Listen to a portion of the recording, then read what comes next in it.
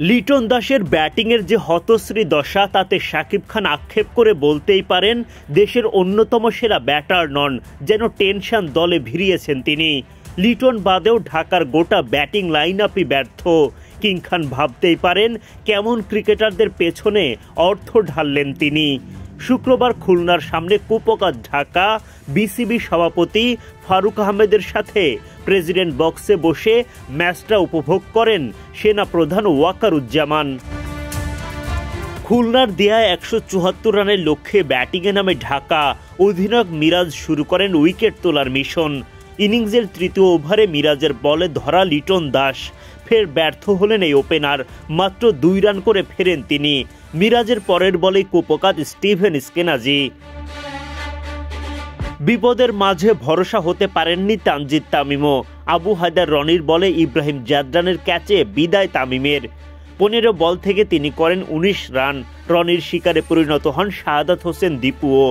দীপুর bat থেকে আসে মাত্র ৩ রান। ফের আক্রমণে এসে শুভম রঞ্জনের উইকেট তুলে নেন মিরাজ। মাত্র ৪০ রানের মধ্যে ৫ উইকেট হারিয়ে পরাজয়ের প্রহর গুনতে থাকে শাকিব খানের ঢাকা। শেষ দিকে অধিনায়ক থিসারা পেরেরা প্রাণপণ চেষ্টা চালালেও ঘুরে দাঁড়াতে পারেননি। টানা ৩ পরাজয় ঢাকা ক্যাপিটালসের। খুলনার অধিনায়ক মিরাজ অবশ্য দারুণ সফল। দলের জয়ে ৪ ওভারে ১ মেডেন সহ মাত্র ৬ রান খরচায় তোলেন ৩টা উইকেট। শুক্রবার বিপিএলে দিনের দ্বিতীয় ম্যাচে মুখোমুখি হয় খুলনা টাইগার্স ও ঢাকা ক্যাপিটালস। টস জিতে খুলনাকে ব্যাটিংয়ে পাঠান ঢাকার কাপ্তান থিসারা পেরেরা। অজি তারকা উইলিয়াম বশিষ্ঠকে সাথে নিয়ে দারুণ শুরু করেন দেশি নাইম শেখ। যদিও ইনিংসটা প্রত্যাশা অনুযায়ী বড় করতে পারেননি নাইম। চতুরঙ্গা ডি সিলভার বলে ২ পায়ের মাঝখানে বল আটকে অদ্ভুতুরে ক্যাচ নেন শাহাদাত হোসেন দীপু। ১৭ বলে ৭ বাউন্ডারিতে ৩০ রান করে বিদায় নেন নাইম।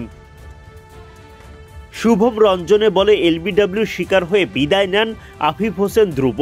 মাত্র ১ রান করতে পারেন আফিফ।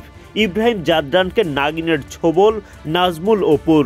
লিটনের স্টাম্পিংয়ে বিদায় ঘণ্টা বাজে জাদরানের। থিসারা পেরেরার বলে আলাউদ্দিন বাবুর ক্যাচে উইকেট হারান খুলনার অধিনায়ক মেহেদী হাসান মিরাজ। এরপর বোলিংয়ে এসে আলাউদ্দিন বাবু তোলেন মোহাম্মদ নওয়াজের উইকেট। এই দফায় ক্যাচ নেন পেরেরা।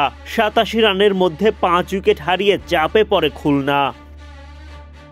লম্বা সময় ধরে টিকে থাকা বশিষ্ঠর উইকেট তুলেন চতুরঙ্গা ডি সিলভা।